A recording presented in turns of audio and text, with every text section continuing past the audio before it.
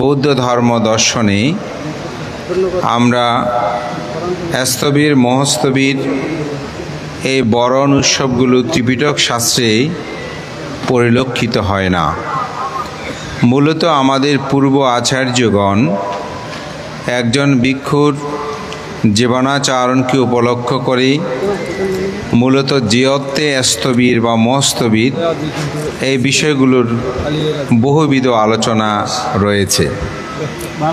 তবে আমাদের আচার্যগণ থেরো সম্মতি বিষয়টা সন্নিবেশিত করেছেন বুদ্ধের ধর্ম দর্শনের সাহিত্যে ভিক্ষু সঙ্গদের ক্ষেত্রে। মহস্তবির শব্দটা বিশেষণ অর্থে সেটি যুক্ত হয়েছে।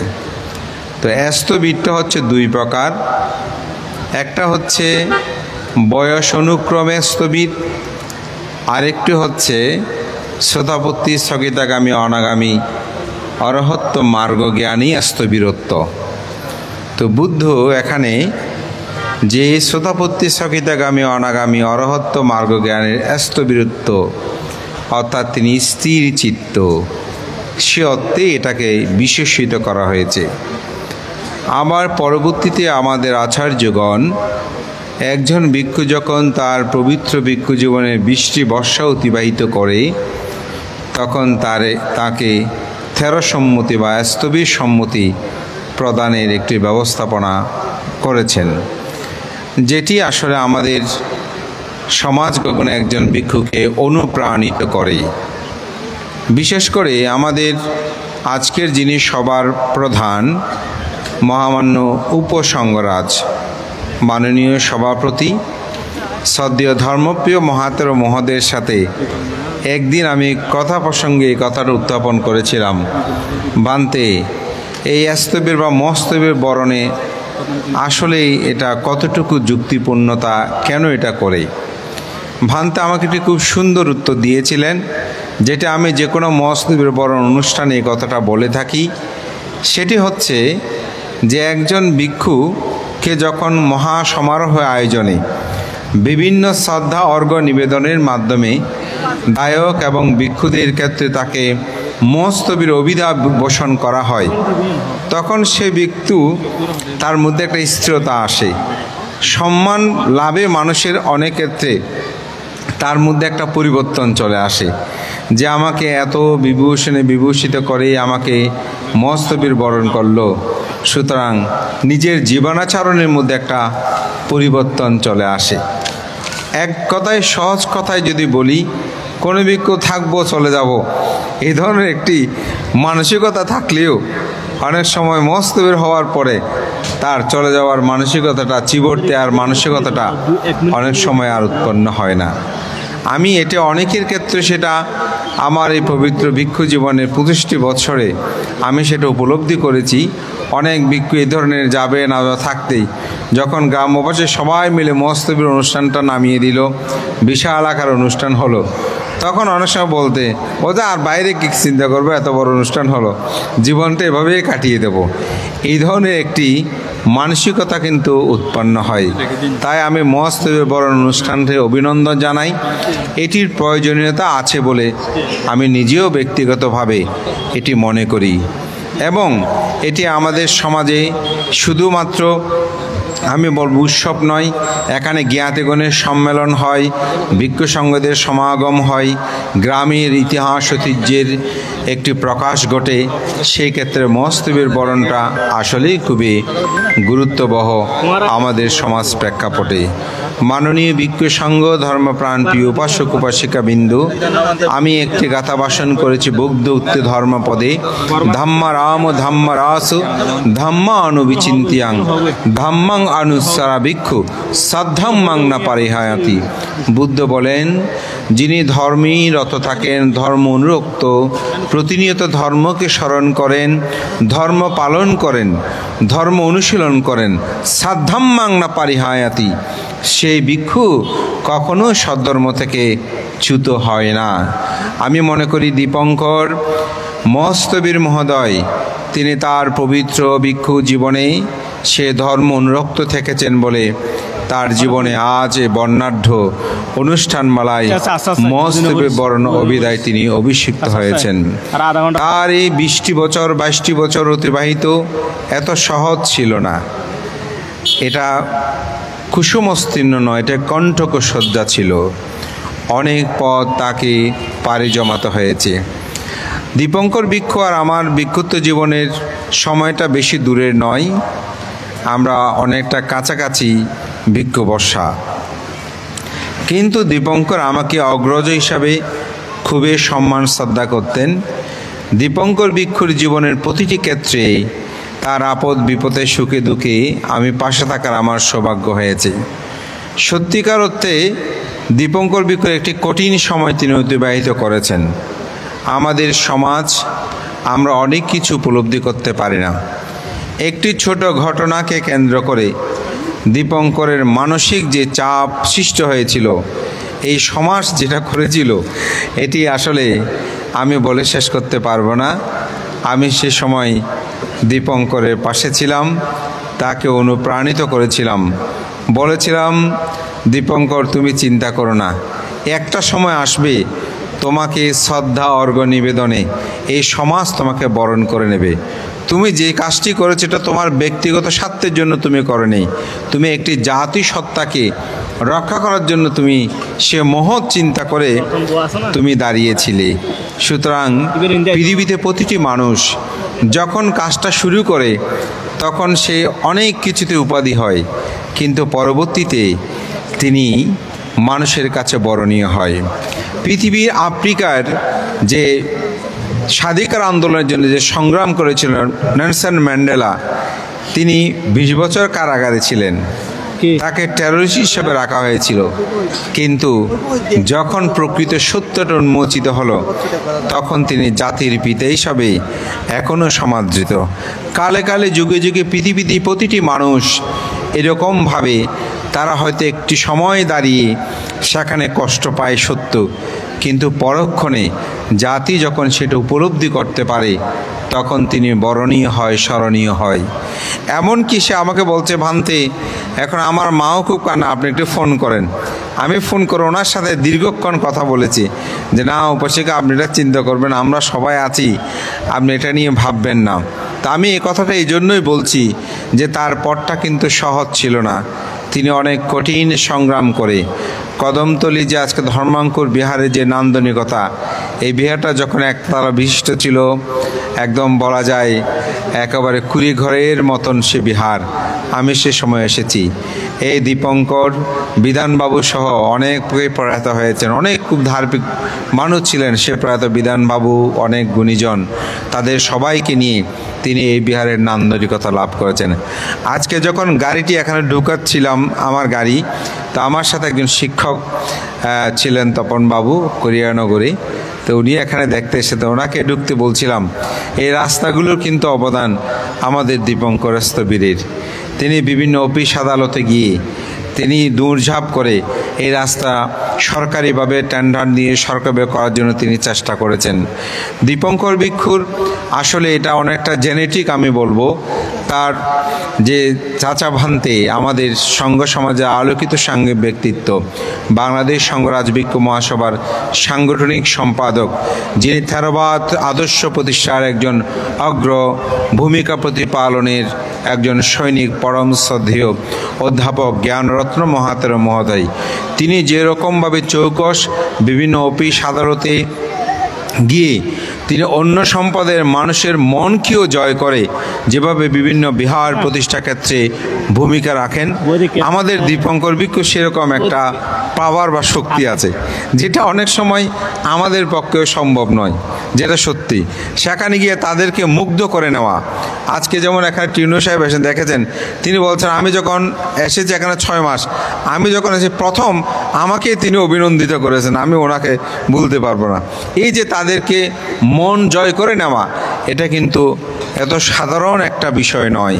সেক্ষেত্রে আমাদের দীপঙ্কর ভিক্ষু একটা বিশেষ ভূমিকা তার রয়েছে। বিভিন্ন মন্ত্রী বিভিন্ন ক্ষেত্রে আমি দেখেছি তার একটি ভূমিকা রয়েছে, এবং তার সাংগঠনিক সংগঠন প্রিয়তা আমি ভিক্ষুদের মধ্যে দীপঙ্করকে অন্যতম বলবো। আমার মহাসচিব থাকাকালীন 5.5 বছর সময়ে এই দীপঙ্কর স্থবির যে কোনো মিটিং, যে কোনো কিছু ক্ষেত্রে, কোথায় যেতে হলে কোনো বিবাদ মীমাংসার ক্ষেত্রে দীপঙ্কর কখনো পিছু হয়নি। বানতে ঠিক আছে, আমি যাব। আমাদের দুর্যোগকালীন সময় আবার আমি যখন বিভিন্ন জায়গায় ত্রাণ দিয়ে যাচ্ছিলাম, আমাকে বলছে বানতে আপনি আমাকে বলেন না কেন, আমিও যেতাম। তখন সে নিজেই বলছে বানতে আমার একটা বিকাশ নাম্বার দেন, আমি কিছু দান পাঠাবো, আপনি ওদের জন্য দান করেন। এই যে তার একটি ইচ্ছা শক্তি, প্রেরণা, অপরের প্রতি দয়া বর্ষতা, আমি মনে করি এটি একজন ভিক্ষুর জীবনের যে কল্যাণকর চিন্তা চেতনা, এটি স্বাভাবিকভাবে তাকে আমাকে আপ্লুত করে। আমি মনে করি একজন ভিক্ষুর অবশ্যই মানবিক হওয়াটা দরকার। একজন ভিক্ষু সমাজ সধর্মের কল্যাণে জীবনকে অতিবাহিত করা দরকার। আমাদের দীপঙ্কর মস্তবীর সেরকম একজন ভিক্ষু। এই গ্রামবাসী তথা রাঙ্গুনিয়া গ্রামবাসী আমি মনে করি দীপঙ্কর ভিক্ষুকে এরকম শ্রদ্ধা অর্ঘ্যবেদী মূলে রেখে তার বর্ণাঢ্য আয়োজনে যে মস্তবীর বড় অনুষ্ঠানটা করেছেন, এটাকে আমি সাধুবাদ জানাই। এটি অবশ্যই আমি মনে করি একজন ভিক্ষুর জীবনের প্রাপ্তি। মৃত্যুর পরে আপনি অনেক কিছু করবেন। আমাদের মহামান্য উপসংঘরাজ পরম শ্রদ্ধেয় বুদ্ধরক্ষিত মহাস্তবীর মধ্যে বাংলাদেশ সংঘ ভিক্ষু মহাসভার সভাপতি আগামী 27-28 তারিখ বহু অর্থ ব্যয়ে তার অন্ত্যেষ্টিক্রিয়া অনুষ্ঠিত হবে। অবশ্যই এটার দ্বারা আমি মনে করি সমাজের উপকার হবে ঠিক, কিন্তু শ্রদ্ধেয় বানতে নিজের সচক্ষে সেটা দেখার তো সুযোগটা তার নেই। তাই একজন ভিক্ষু জীবিত থাকতে তাকে যেন আমরা সম্মান করি, শ্রদ্ধা করি, গৌরব করি, মনে যেন কোনোরূপ কষ্ট না পাই, সেরকমভাবে আমি মনে করি আমাদের ভিক্ষু সংঘদের সাথে ব্যবহার করা উচিত। দীপঙ্কর আরও যখন একটু অনেকটা নবীন ছিল, মাঝে মধ্যে বলতেন বানতে এই বিহারের জন্য আমি এত কিছু করেছি, আসলে কি আমার সে মূল্যায়ন কি আমার হবে? এটা স্বাভাবিক একটা প্রশ্ন মানুষের অন্তর্জগৎ উৎপন্ন হয়। সবাই তো আর অরহৎ নয়, সবার মনের মধ্যে যে আমি মৃত্যুর পরে এরকম এটার ফল লাভ করব সেটা সবার চিন্তা থাকলেও ইহজীবনে মানুষ স্বাভাবিক কিছু অবশ্যই প্রত্যাশা করে। সেই ক্ষেত্রে দীপঙ্কর ভিক্ষু মহাস্তবীরও আমাকে মাঝে মধ্যে সেরকম বলতেন, মনে কথা বলতেন। তা আমি বলতাম দীপঙ্কর, আমরা তো কারো সম্মান শ্রদ্ধা গৌরব নেওয়ার জন্য ভিক্ষু হয়নি, এত চিন্তা করার দরকার কি? দেখবে সুযোগ সময়ে সেটা তুমি লাভ করবেই। তো আমার সেই প্রতিটি কথাগুলো মনে পড়ে। কখনো মন খারাপ হলে দীপঙ্করের কথা আমার সাথে কথোপকথন হতো। একসাথে আমরা সাংগঠনিক কর্মসূচি সম্পন্ন করি। বিশেষ করে প্রয়াত পরম শ্রদ্ধেয় বিমলজ্যোতি মহাতের মহোদয় যেখানে ওই দীপঙ্কর আসা চলো, আমাদের শ্রদ্ধেয় সুমঙ্গল বানতে আমি দেখেছি দীপঙ্কর চলো, রাত দিন দিবারাত্রি এই সংগঠন প্রিয় একজন ভিক্ষু ব্যক্তিত্ব, যেটা আমাদের মধ্যে অনেক সময় অনেক ভিক্ষুদের এই মানসিকতাগুলো থাকে না। আমিও আমার ব্যক্তিগত জীবনে আমি সংগঠনের প্রতি আমার শুরুর দিকে আমি আসলে সংগঠন প্রিয় ভিক্ষু ছিলাম না। আমি অনেকটা বলা যায় পড়ুয়া মানুষ ছিলাম, অথবা বলা লেখার এই তিনটি বিষয় ছিল, সাধনা ছিল আমার মূলত চিন্তা চেতনা। কিন্তু পরবর্তীতে এই একটি বিশেষ কারণে আমার এখনও মনে পড়ে যে আমাকে ভিক্ষু সংঘ আহ্বান করলো, বলতে সাংগঠনিক অবকাঠামো যদি বিদ্যমান না থাকে তাহলে ভিক্ষুরা তো যার যেমন ইচ্ছে তেমন করবে, তখন ভিক্ষুদের একতা ঐক্যতা থাকবে না, শাসন থাকবে না। তখন ভিক্ষুদেরকে সঠিকভাবে যদি পরিচালনা করা না যায় তাহলে আপনি একাকী বসে থেকে কি হবে? আমাকে এই কথাটাও বলেছিলেন যে বিশ্ব যদি চলে যায় কাঁদিতে কাঁদিতে, একা আমি বসে রব কর্তব্য সাধিতে। এই কথাটা আমার খুব মনে পড়ে। এই জিনিসটা আমাকে রেখাপাত করে পরবর্তীতে আসলে আমিও অনেকটা সংগঠন প্রিয় হয়ে পড়েছি। তা আমি মনে করি সংগঠন পদপদবীর জন্য নয়, সংগঠন মানুষকে সংগঠিত করে, একটি জাতি সত্তাকে রক্ষা করার জন্য তার দীপ্ত ভূমিকা রাখে, আর সংঘকে সমুন্নত করে রাখার জন্য সেটা প্রয়োজন। আজকে সংগঠনগুলো সুদৃঢ় নয় বলে আমি আপনাদেরকে দুই একটা কথা আমি এভাবে বলি। এক একজন আমরা এক একটা গ্রুপে বিভক্ত হয়ে পড়ছি। এক একজন কেউ বলল আমি দুতঙ্গ, কেউ খোলা আকাশে চলতেছে, কেউ হাঁটতেছে, কেউ বসে আছে, কেউ কাপড় তালি জোড়া দিয়ে পড়ছে। এরা আসলে সঠিক কি করছে এটা বিচার বিবেচনা করার জন্য সংঘ কাউন্সিলের ভূমিকা। কিন্তু সংঘ কাউন্সিল সে ভূমিকা রাখতে পারছে না। কেন? কারণ সংঘের একতা বিদ্যমানতা নেই বলে। কেন নেই? তার জন্য শুধু ভিক্ষু দায়ী নয়, তার জন্য আপনারাও দায়ী। আপনারা একজন যার বলে তার পিছিয়ে দূরতে থাকেন, বন্দনা করেন সংঘ বিশুদ্ধ বরদাক্ষিণীয়, কিন্তু কাজের ক্ষেত্রে সংঘের সামিল সে নাই। যে ভিক্ষু অন্ত্যেষ্টিক্রিয়াতে আসে না, কোনো সংগদানে আসবে না সামগ্রিকভাবে, কিন্তু আলাদাভাবে যখন সে একটা শ্মশানে মশানে বসে বসে থাকে, তখন আমরা সবাই তাকে আলাদাভাবে মূল্যায়ন করি, আলাদাভাবে গিয়ে দান ধর্ম করতে যাই। তখন ভিক্ষুরা চিন্তা করে, আর এভাবে দুর্জাপ করে 500 টাকার জন্য দরকার কি? যদি কোনো একটা শ্মশান আমি সাধক মাদক বলে থাকতে পারি, তাহলে আমার দান ধর্মে তার কোনো অভাব নাই। তখন সে ভিক্ষু আর সাংঘিকভাবে যে কাজকর্ম করার সেখানে থাকে না। আমাদের মহান পুণ্যপুরুষ ইতিহাস ঐতিহ্য যদি দেখি, জ্ঞানেশ্বর মহস্তবীর, অবৈতিষ্য মহস্তবীর, বিশুদ্ধাচার মহস্তবীর, বিশুদ্ধানন্দ মহস্তবীর প্রমুখ সংঘ পুরুধরা ধর্মধর্ম, তাদের ধর্ম বিনয় জীবনাচরণ যদি আপনি উপলব্ধি করেন, কারো কাছ থেকে শুনেন, আপনি বুঝতে পারবেন তাদের জীবনটা কেমন ছিল। একদিন একজন ভিক্ষু আমাকে বলতে তাদেরকে তো আমার অরহত মনে হয় তাদের জীবন দেখে।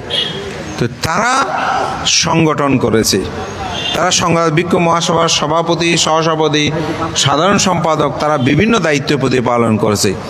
কিন্তু এখন আমরা কেউ সাধক হলেও মুখ হলেও আমরা মহাসভার আহ্বানে যাই না, সংঘের সাথে মসি না, আমরা আলাদাভাবে থাকতে চাই। আপনারাও দায়িত্বরা আলাদা যেহেতু সম্মান দিতে আগ্রহ বোধ হয়, তখন তারা সেভাবে, তাহলে সংঘের একতা শৃঙ্খলাবোধ এগুলো দিন দিন হারিয়ে যাচ্ছে। কে কোনটা সঠিকভাবে করছে তার কোনো বিচার করার সুযোগ সংঘের আর হচ্ছে না। আমরা ক্ষুদ্রে ক্ষুদ্রে বিভক্ত হয়ে পড়েছি। তাই সংগঠন প্রিয় ভিক্ষু কিন্তু শুধু পদ পদবীর জন্য নয়, একটি সমাজ সধর্মকে সুসংগঠিত করার জন্য এই সাংঘিক অবকাঠামোগুলো দরকার। হয়তো আমরা বুঝাতে ব্যর্থ হচ্ছি, অথবা আমাদের সক্ষমতা নেই, অথবা আপনারা বুঝার সেই প্রাজ্ঞতা আপনাদের মধ্যে নেই। এই অভাববোধতায় আজকের শাসন সদ্ধর্মের অনেকটা ম্লান হয়ে পড়ছে। এবছর কয়জন ভিক্ষুর মহস্তবীর বরণ হচ্ছে বলুন তো? অনেক আমরা ভিক্ষু সংঘ, সত্যি অর্থে একটা সংগদান করলে এখন 25 জন ফাং করলে 35 জন হচ্ছে, 50 জন হচ্ছে। কিন্তু আপনি কি চোখ বন্ধ করে ভেবে দেখেছেন কয়জন বৈশ্যেন ভিক্ষু সেখানে রয়েছে? আজকের এই সামনের সারিতে যে কয়েকজন পুণ্যবান মহাপুরুষ আছে, ওনারা চলে যাওয়ার পর আমাদের শাসনিক অবস্থাটা কেমন হবে একটু কি আপনারা ভেবে দেখছেন? কিভাবে সমাজ সধর্মকে রক্ষা করবেন সেটা কি ভেবে আপনারা বুঝতে পারছেন? আমি মনে করি আমাদের ভাববার বিষয় এখন এসেছেই। আজকে যে আমাদের দীপঙ্কর মহস্তবীরের মাকে এখানে সম্মানিত করা হয়েছে, আমি এটাকে সাধুবাদ জানাই। ডাক্তার, ইঞ্জিনিয়ার, প্রফেসর অমুক হলে আপনারা সবাই রত্নগর্ভা বলেন, অবশ্যই এটা আমাদের দরকার আছে, দরকার নেই আমি বলবো না। আমি মনে করি একজন ভিক্ষুর মাতেও কিন্তু রত্নগর্ভা সদৃশ। বৌদ্ধ সাহিত্যে থেরগাথায় আমরা দেখি রত্নগর্ভা বলতে সারিপুত্রের মাকে রত্নগর্ভা বলা হয়েছিল, কারণ তিনি 7 জন অরহতের মা ছিলেন। তা আমরা যদি সেই অনুচ্ছেদে চিন্তা করি, একজন ভিক্ষুর মা বাবাকে আমরা সেভাবে সম্মানিত করতে পারি, তাতে আমাদের মা বাবাদের মধ্যে সেই চেতনাবোধটা জাগ্রত হয়। আমি একটা ছোট্ট উদাহরণ বলি। কিছুদিন আগে আমাদের পরম শ্রদ্ধেয় সপ্তম সংঘরাজ অবৈতিষ্য মহস্তবীরের 144তম মনে হয় জন্ম বার্ষিকী উদযাপিত হয়েছে। আমি ভান্তের জীবনীটা নিয়ে একটু আলোচনা করেছিলাম। আমার খুব অবাক লেগেছে, আজ থেকে 100 বৎসর আগে একজন মা কি চিন্তা করেছে, আমাদের মা বাবারা সেটা চিন্তা করছে কিনা। চিন্তা করেছে কি, সপ্তম সংঘরাজ অবৈতিষ্য মহস্তবীর জন্মগ্রহণের পর 2-3 বছর যখন বয়স হয়, তিনি পুকুরের মধ্যে পড়ে যায়, পানির মধ্যে। তো পানি থেকে যখন তোলা হলো তখন তিনি অজ্ঞান। অনেকে মনে করছে তিনি মারা গেছেন, মাও কান্নাকাটি করতেছে। তো মা সংকল্প নিয়েছে, আমার ছেলে যদি বেঁচে উঠে, আমার ছেলেকে আমি বুদ্ধ শাসনে দান করব। অবাক করার বিষয়, কিছুক্ষণ পর তার জ্ঞান ফিরে আসে, অর্থাৎ তিনি বেঁচে যায়। তাকে 7 বছর বয়সে প্রব্রজ্য ধর্মে দীক্ষা প্রদান করে।